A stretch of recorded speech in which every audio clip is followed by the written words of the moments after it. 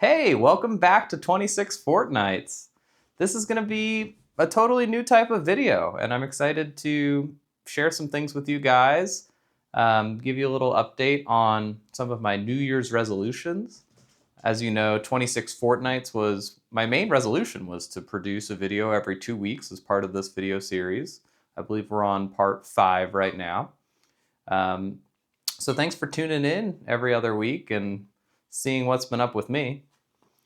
And the point of this video is to go over 2 of my other New Year's resolutions, which I've been pleased with my progress. And I kind of wanted to share some of my systems as well as a really cool book that I just read. So this video is going to be mostly a book review, along with some squeaking from Recess, who has a new toy, a giraffe.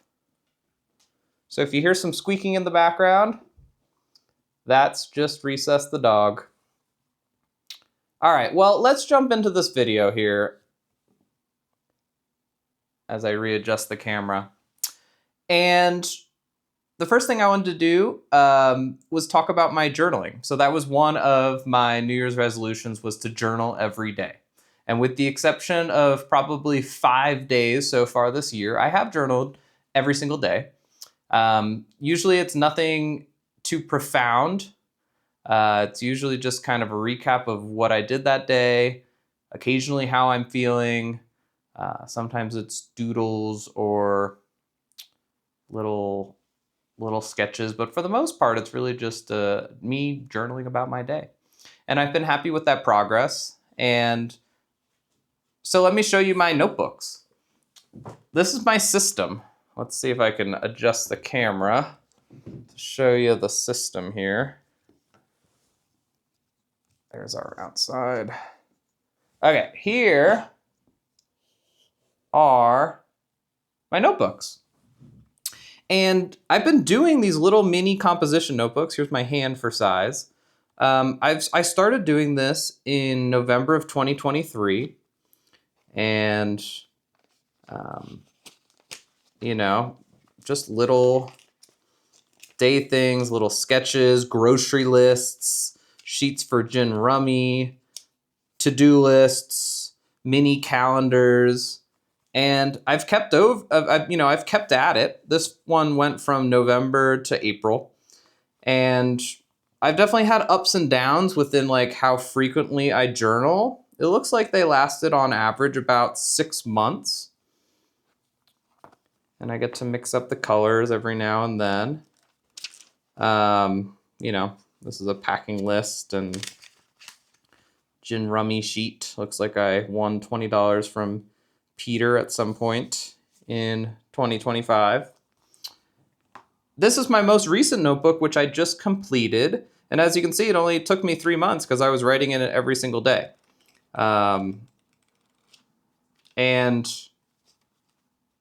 So I don't know. I've just been proud of that. It's nice. This size is great because it fits easily in my pocket.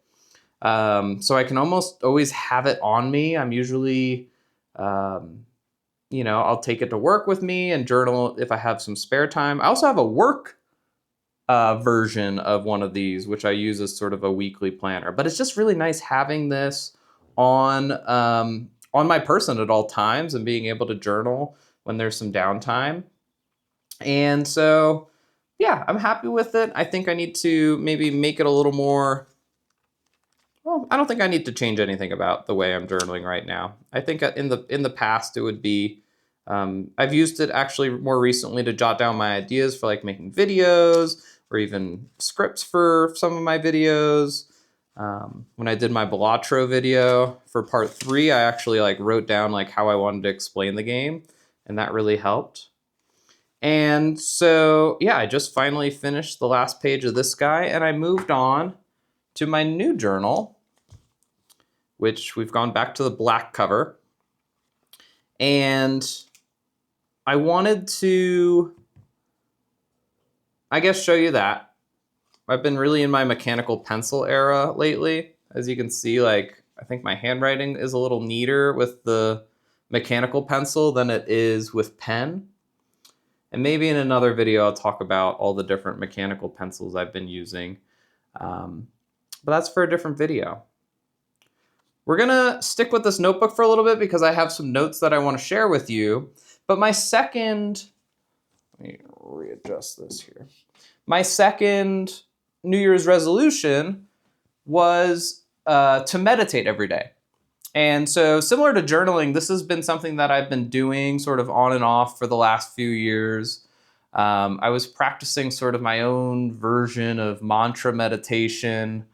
And starting off this year, I was doing it every day before work or after work, usually from anywhere from 10 to 15 minutes, sitting down, focusing on my breath and then on a mantra. And I kind of hit a wall with it. I fell out of the habit of doing it. So there was probably a good 3-week span of me not meditating every day. But I've always, been interested in it. And so I did some research into different types of meditation.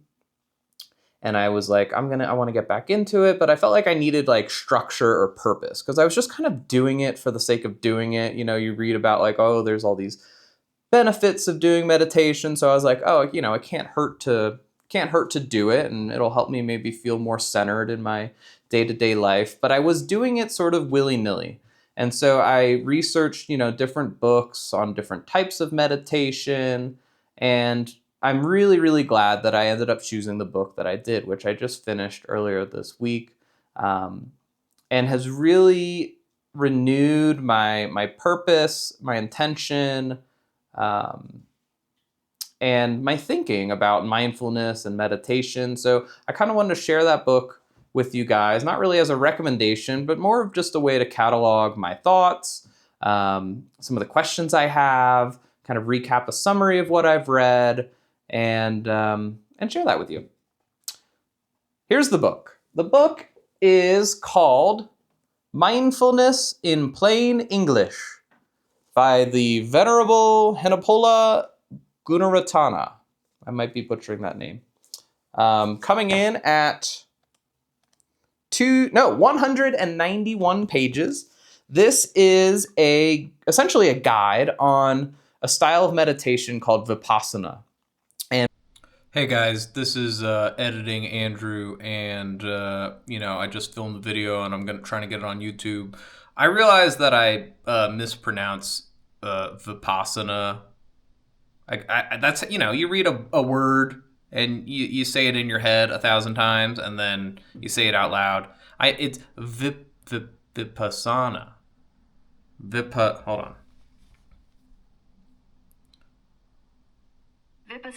Vipassana. Yeah, that's what I was saying, right? Vipassana. Because Vipassana. Anyway, sorry. Don't be too mean to me in the comments. Vipassana, not Vipassana. Vipassana. Okay. Good night. Vipassana meditation essentially means insight meditation. And I'll kind of talk about the key takeaways that I got from this book. I'll share, I'll kind of share my thoughts on it.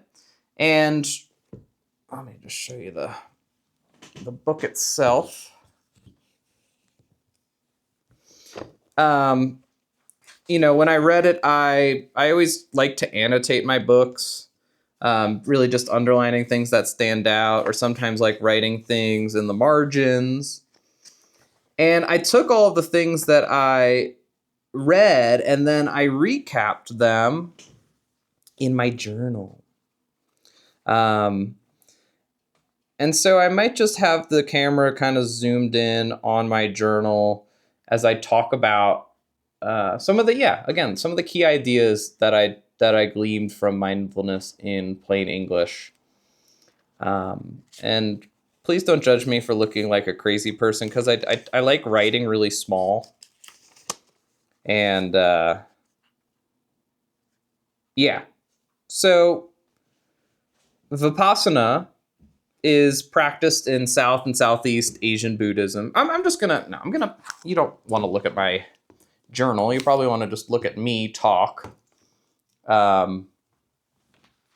I'm going to look down in my journal because it has a lot of the well, again, a lot of quotes that I like from the book.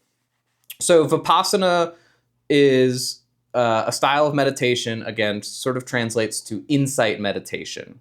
So it's practiced in South and Southeast Asian Buddhism. But what I really liked about this book was that it's taught in a very sort of non-denominational way. It covers things like, okay, yeah, if you want to, study Buddhist literature and ritual, like there are plenty of great books on that. But this book kind of approaches mindfulness from a more clinical perspective in terms of, and really is open in the fact that anyone can practice this. It doesn't matter your religion or creed. And so I found that sort of inviting in otherwise what may have been like an intimidating style of meditation for me. So I wrote down its intention, along with Buddhism as a whole, is to, quote, pick apart the screen of lies and delusions through which we normally view the world, and thus reveal the face of ultimate reality. So I was reading this book. I'm like, oh, wow, we're getting heady right off the bat. This sounds really cool. And it really grabbed my attention in terms of like, I don't know, going beyond just like, yeah, meditation is a way to like feel more centered or calm yourself. The whole basis of this meditation is to better see reality for what it is. So Vipassana explores deeper levels of the mind down to the root of consciousness itself. So again, we have this goal of creating insights about what we experience, what we feel, what's going on in our head, this sort of inner universe in our mind. And I mean, I can only speak personally, but I'd imagine there are others like me who, in today's chaotic world, it's easy to, or it's hard to grapple with like what reality really is. I get so swept up in my day-to-day of work of trying to figure out, what am I going to do today? How am I going to address this problem? How am I going to, do X, Y, and Z, and then make dinner and take the dog on a walk and like do all these different things and fit it in my day, that I, more often than not, I'm not actually focusing on what is. Oh, I hope the camera's not shaking too much. Anyway, I've been like drumming on the table. I apologize. I'm not going to recut this. So if the shaking is a little bad, I'll just try and get a little less animated. More often than not, I'm not actually focusing on the present moment. As much as I like to say I do. And this book, reading this book, really made me realize how little I have been. So mindfulness in plain English, it argues that we have trained our brains and even built our entire culture around the conceptualization and categorization of our lived experiences in a way that encourages us to ignore or reject the vast majority of our lives. The book talks a little bit about how we create categories of our experiences. There's the good, there's the bad, and there's sort of the neutral. And we often try to avoid the bad experiences. We don't like addressing or thinking about or living in the unpleasant moments. So we reject those moments. And then a lot of the neutral moments we associate with wasted time or boredom, and we ignore those moments. And so we're constantly chasing, pleasure and our desire and the good times, essentially. And as a result, we're ignoring like 90% of our lived experience. And I've definitely fallen into that trap. It's like that trap of like, oh, I'm just trying to get through this week. I'm just trying to get to the weekend. And then the weekend comes and the Sunday scaries come and you're like, well, this was fun. And it's also this fleeting thing. And now I got to look forward to the next weekend. So I don't know. I felt myself kind of falling into that trap. And that's, 2 out of the 7 days out of the week that I'm like looking forward to and trying to cherish, when there's so many other moments throughout the week to week and the day to day that I'm overlooking. So I'm just looking at my bullet points. I wrote down the question, how often are we ever truly living in the moment for what it really is? So Vipassana offers this idea of seeing your life unfold moment to moment without biases. And there's a big emphasis on that throughout the meditation practice itself, and taking that into your everyday life is being an unbiased and impartial sort of observer of reality. So this book argues that we see life through a screen of thoughts and concepts, and we would mistake those mental objects for reality. And this is probably the most philosophical point that the book kind of keeps returning to, is this idea of like, yes, we conceptualize things, we put things into boxes, or we have thoughts and signage for, you know, the ideas and things that we encounter in our day to day. If you've ever taken like a philosophy class, I know I took one in college, but we talked about that, how like if I call something a tree, like, yes, I'm calling it a tree, but I'm also kind of glossing over its true essence, or all the little things that make that tree its own tree. And so, but that's how our language works. That's how our brains work, is we need to, we need to do something. Sorry, I'm getting distracted by this. Hey, Recess, can you just not squeak so much? Okay. All right. I'm going to try and speed it up a little bit. We're already like 15 minutes into this video, and I haven't even talked about like what the book's really about in terms of meditation and the guide for that.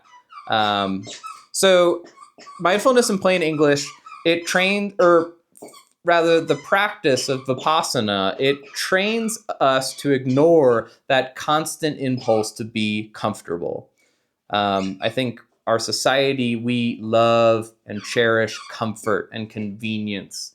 And we've been advertised that, like, in order to make your life better, you should make your life more comfortable. And this sort of goes against that. Recess, please. Another quote from this book is, "The mind is a set of events, and the observer participates in those events every time he looks inward. Thus, meditation is participatory observation." All right.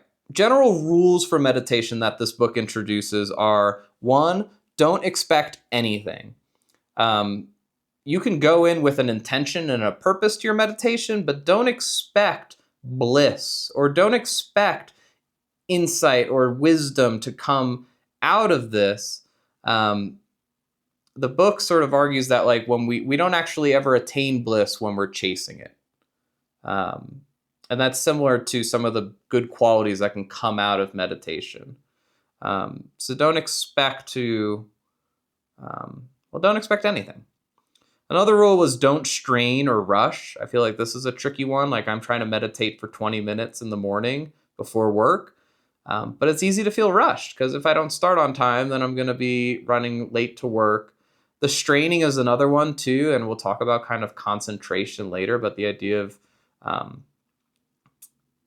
concentration is sort of an act of force. So how you can balance that idea of being gentle and not straining. Rule number 3 was all observations are equal. Don't cling to or reject or fight off what you experience. Another rule is to exercise disinterested acceptance. I think later on they talk about patient acceptance as well. But that, again, that idea of like not getting too wrapped up or invested in the little thoughts that are coming into your head and fleeting, to stay interested but slightly detached, so that you're able to view things more objectively as that, again, like as that observer. Be gentle is another big rule. You're constantly sort of correcting your brain, or not even correcting, but you just need to be like gentle with yourself and kind to yourself, because it's a really difficult task to meditate. Another rule was view negatives as opportunities to learn and grow. We'll talk about this more a little later on. This trickiest rule, like right now, I'm a little over a week into this particular type of meditation, and this rule is the hardest for me Don't ponder. Apply wordless, bare attention.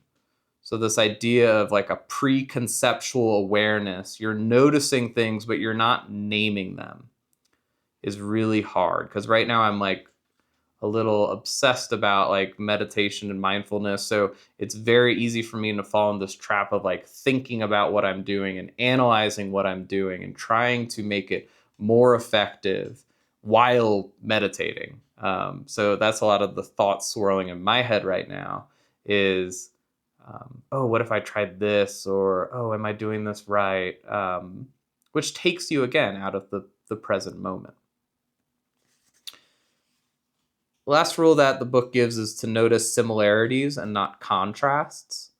Um, and part of that is to like emphasize this universality between your breath and the world and you and your connectedness with other things.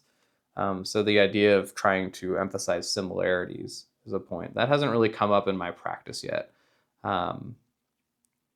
Anyway, some other ideas here that mindfulness equals 100% honesty with yourself. The goal, in some ways, is the purification of all noble and wholesome qualities. The purification of the mind, the overcoming of sorrow, the overcoming of pain and grief, treading the path to eternal peace, and attaining happiness. All right, I'm not going to read all of this. I do want you to see the cute little picture I drew of it's supposed to be a cup of muddy water, but it creates this analogy of your mind being a cup of muddy water. And the longer that you are still with your mind, the more that the mud settles to the bottom, allowing you to see with clarity like the water for what it is. Just a fun thing. So what does it look like? What does it look like when I'm doing the practice of meditation? I have like a cushion that I kind of sit on the ground. The main rules is that like once you sit, you're not supposed to change that position again. Kind of in line with the idea that if you move around or try and shift, like if you notice that you're uncomfortable and then you shift, you're just going to get uncomfortable again and then you're going to shift. So this practice sort of encourages you to lean into that discomfort or to notice that discomfort and notice the nuance of that discomfort and then watch it dissipate. So I thought that was an interesting point for someone who can be kind of like get antsy while meditating. Another rule is, or kind of part of the process, is to determine in advance how long you will meditate. So right now I'm doing 20 minutes each morning, but knowing in advance, not deciding while doing it, is important. Then you close your eyes.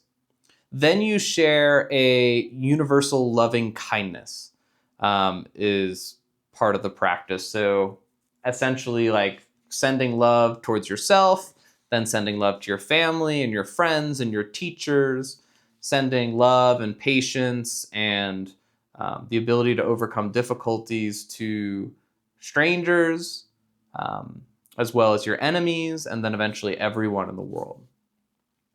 And I'm trying to get better at this. Like there's a script in the book that I've been reading, but I don't really connect with the script, and it feels like I'm just kind of like saying the words. But I do want to practice this idea of like sending love out into the universe, and I think that like helps put you in a good headspace for your meditation. But I need to look into like, are there other ways to do that? Because the book recommends like read this script every time and really like believe in each of the words. And for me, it feels a little bit like a chore, mainly because I just don't like the wording of it.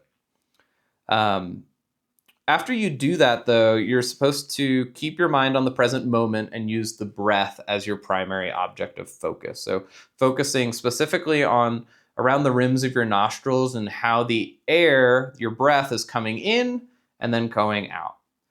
And really just zooming in, concentration, like concentrating with this one pointedness of mind, focusing on that breath.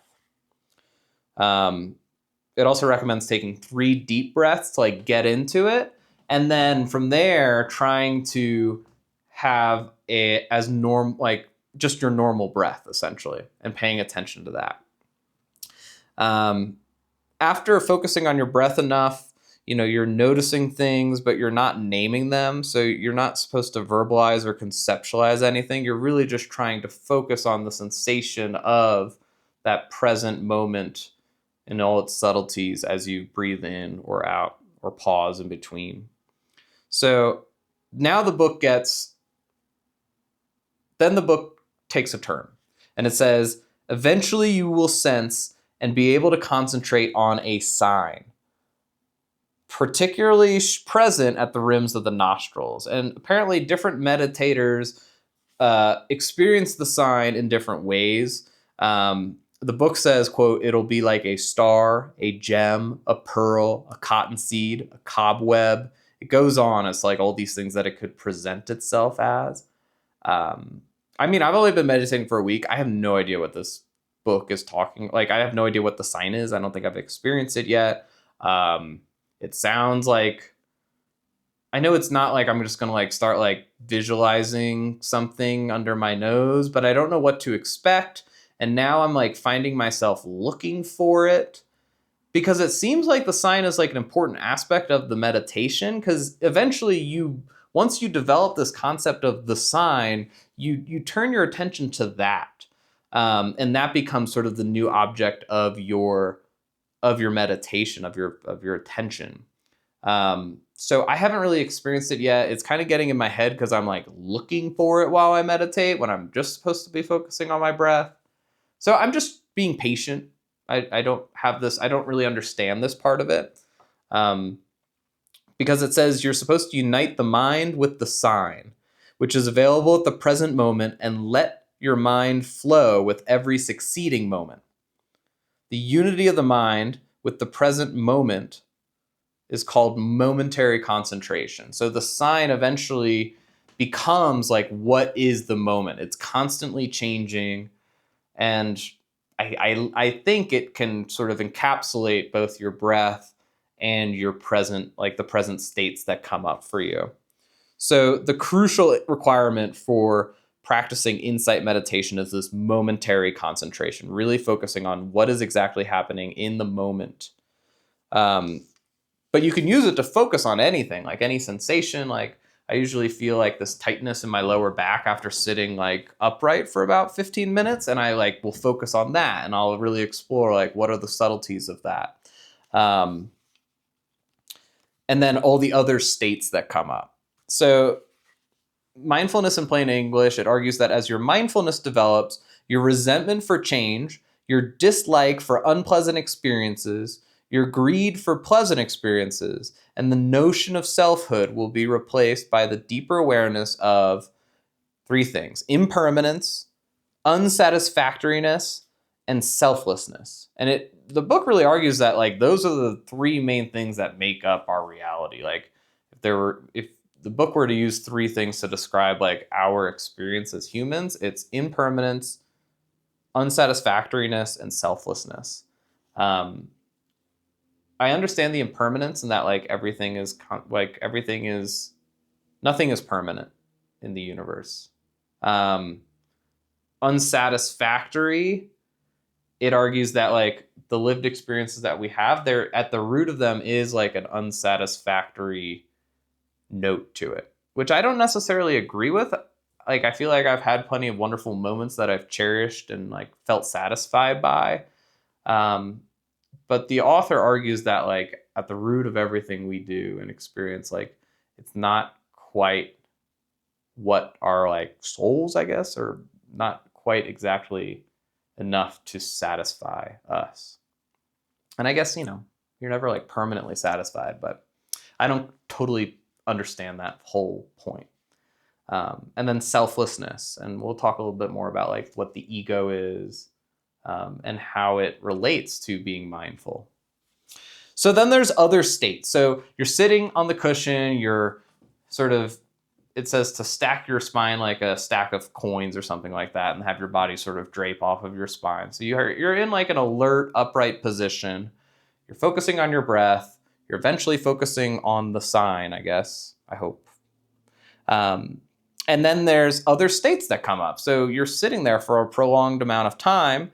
And it says during meditation, the mind does not stay all the time with the feeling of the breath. It goes to sounds, memories, emotions, perceptions, consciousness, and mental formations as well.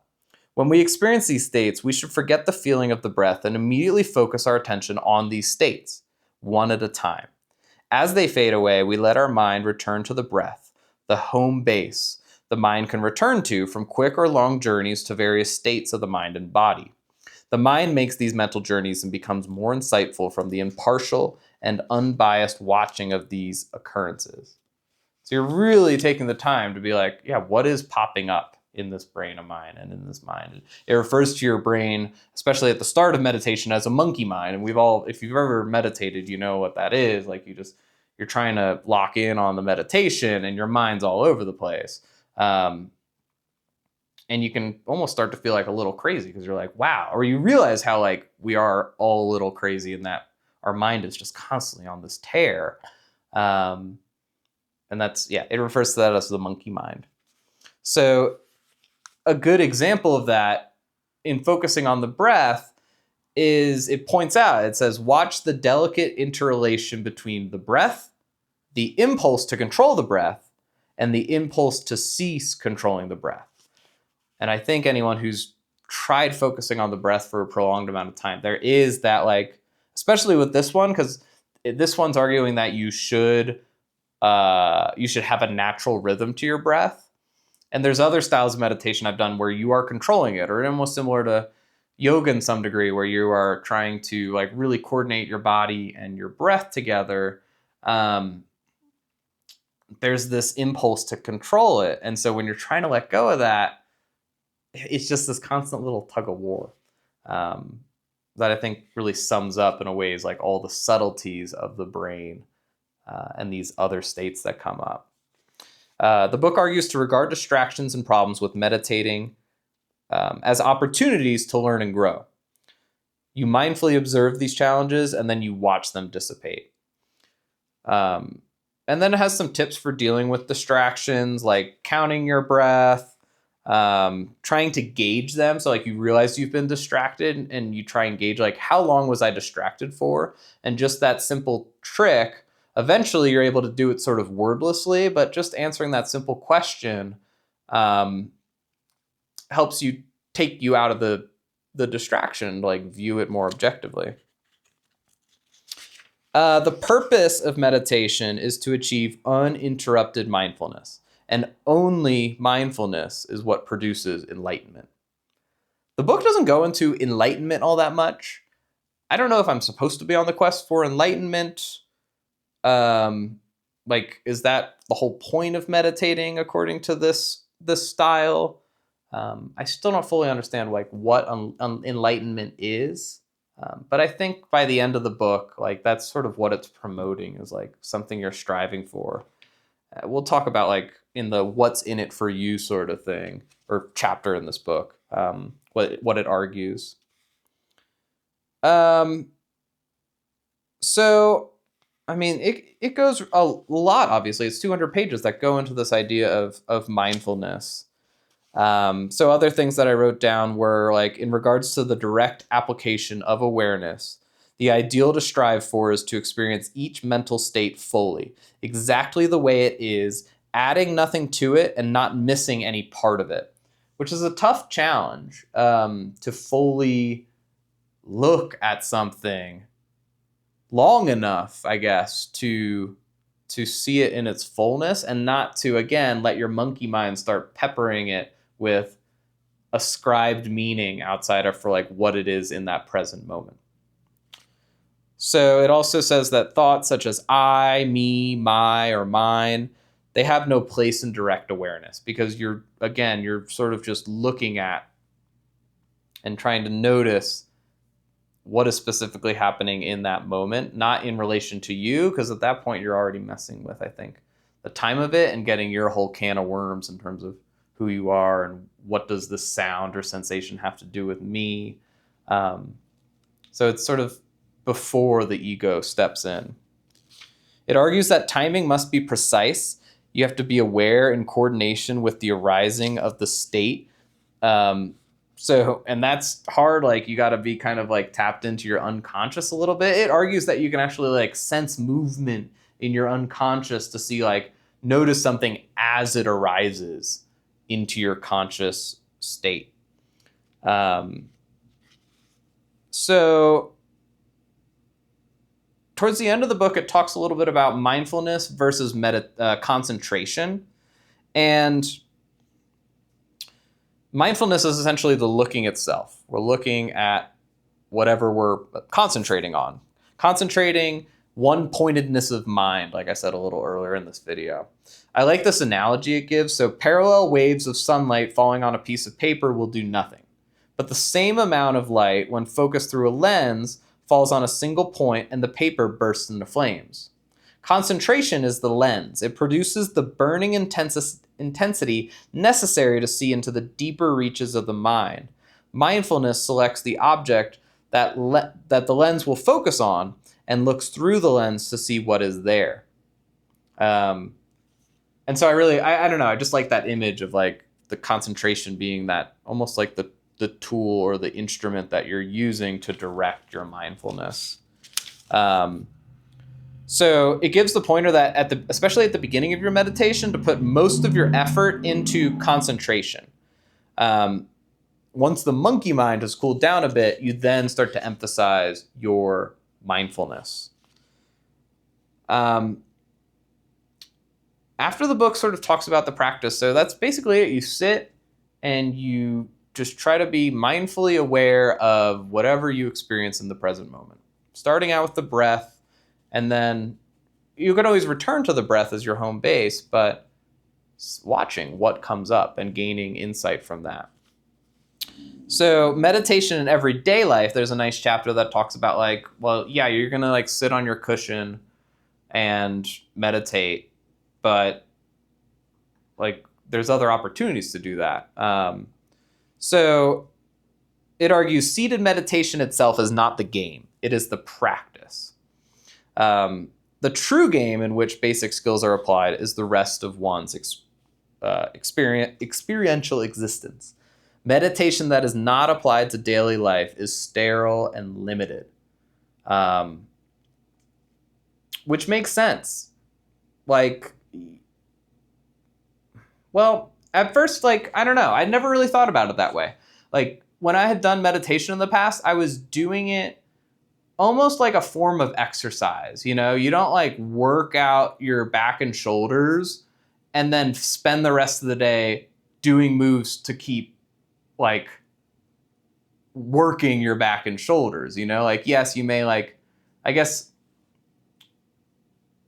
well, that's what it's saying with like the game versus the practice. Like, I guess, but yes, I'd always thought of meditation in that way as like, it's just something I'm going to do for 20 minutes. It's going to make the rest of my day better. It's going to make me feel maybe mentally sounder or whatever those benefits may be. But this book is challenging you in that, like, if you really want to take mindfulness seriously and have it like impact your life, like you need to make a deliberate effort to take what you practice on the cushion into everyday life. So it talks about leaving the cushion in terms of, it says the most important moment in your meditation practice is when you get off the cushion. And so that idea, and that's hard. That's been hard for me. It's like, okay, I'm going to get off the cushion and like figure out my coffee and my breakfast and brushing my teeth and putting on clothes. Like, it's like, oh no, I'm jumping into the day. It's very easy to fall back into like the same, and I have been like, you just fall back and like, okay, now what else needs to get done? But the whole point of cultivating mindfulness via meditation is to apply it once it's cultivated. So it suggests a few things that you can do throughout the day to like kind of promote that mindfulness. And one of them is a walking meditation that you sort of do, I think, to like, well, it gives the example like if you're like in a monastery or on like a long retreat, like you can't just sit for 14 hours straight. So like you intersperse it with walking, and that's where you essentially, again, similar to the breath and the state, you're just focusing on what is coming up for me. What sensations am I feeling in my feet and my legs? And just using that as the present object of your focus. Another thing that it says like a posture check-in, not in a, so to check in it argues like you should try a few, like every couple seconds for a few minutes of every day, or every few minutes of your day, you should just like make the quick mental note of like, what is my posture right now? Am I sitting? Am I standing? Am I laying down? Like that's it, just a quick notice. And but not in a corrective way. So not like, oh, is my posture good right now? Not in a corrective or critical kind of way. Just a mental note of what are you like? Maybe what is a sensation associated with that? And it sounds so simple, and I've like thought about it every day, and I maybe do it like 4 to 5 times at most each day as like check in. When it's such a simple thing, you could be doing it every minute, and it takes, a fraction of a second, but it's quite challenging to take it forces you to take a big step out of like what you think is reality in terms of where your brain is at. It's quite a shift to just make that note, at least for me right now. It's just to make that note of like, oh yeah, I'm sitting, and like this is what it feels like. Another thing that it argues is a slow motion activity, or not argues, but suggests as something you can do, which reminds me, I made tea at the beginning of this video and I never took the tea bag out. But the slow motion activity of sitting at a table with a cup of tea and slowly as possible, raising your glass, your cup, your mug off the table, the sensation of it like leaving the table, the feeling of it in your hands, the motion of your arm and shoulder as you bring it up to your mouth, maybe the smell that you can like sense from your nose, like the tilting of the cup, like to go really, really slow. And then eventually take a sip of tea, but really slowly, and think about what is all those micro tiny actions and sensations that are going on with the act of sitting at a table and having a cup of tea. So that's something I want to practice more.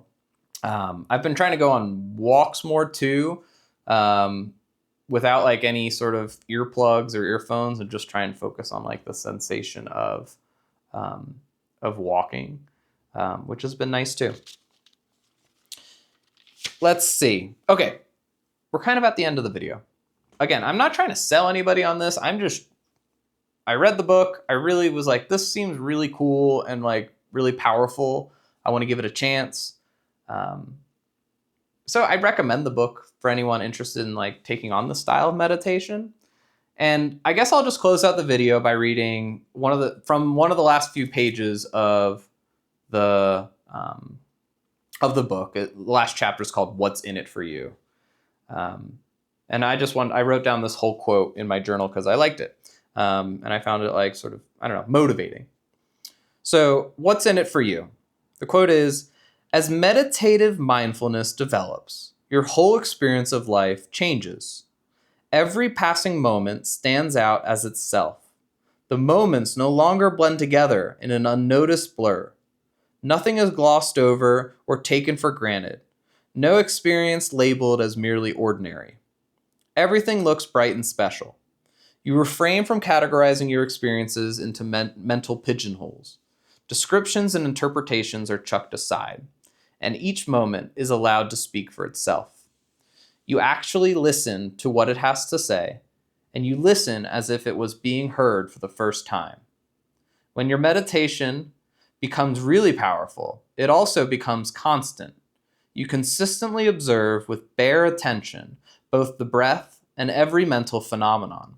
You feel incredibly stable, increasingly moored in the stark and simple experience of moment-to-moment existence.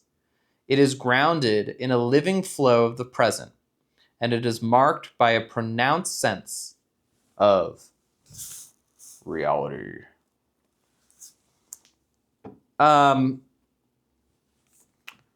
Yeah, so I don't know. I'm just going to keep meditating right now, like every 20 minutes, try and bring some of that mindfulness like into my day to day.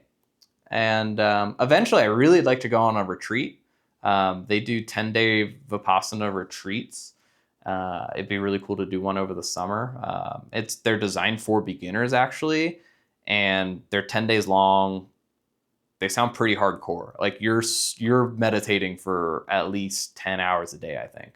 Um, and I'd love to give it a try. Like apparently that's a great way to really take your meditation to the next level.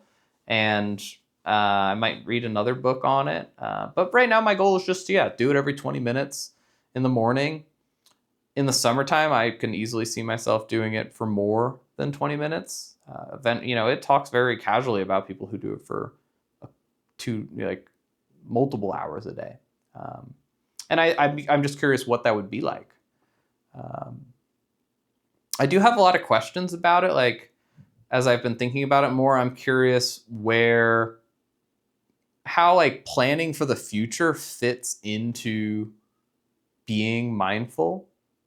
Because I find that's what distracts me the most is what am I gonna do? What am I gonna do later today? Like, how am I gonna solve this problem? Like, what is this gonna look like? I'm constantly anticipating and trying to brainstorm and problem solve all the things that I need to do. And that's especially in the morning where I wake up and like that's what my brain's used to, is conditioned to thinking like, yeah, what's next? How are we gonna do it? What's the plan? And that's essential for being a human being, is to like think forward so that you're prepared for it or preparing for it. And I don't know how that fits in. I don't know how you're supposed to balance. Not saying you have to constantly, but it is arguing like if your goal is to be present 24/7, how can you think about the future or reflect on the past in a way that doesn't go against like this lofty goal of mindfulness all the time? And where's the balance? Like I'm just trying to, yeah. So I like how it's been making me practice like living in the moment, and I just wanted to share that with you guys. So I'm gonna finish the rest of my tea, and I don't know, maybe there'll be another update on my mindfulness journey. If you've made it to the end of this video, I hope it was interesting. Maybe you put it on to fall asleep too, because it was kind of boring. The next video is going to be a little more riveting visually. But thanks for listening.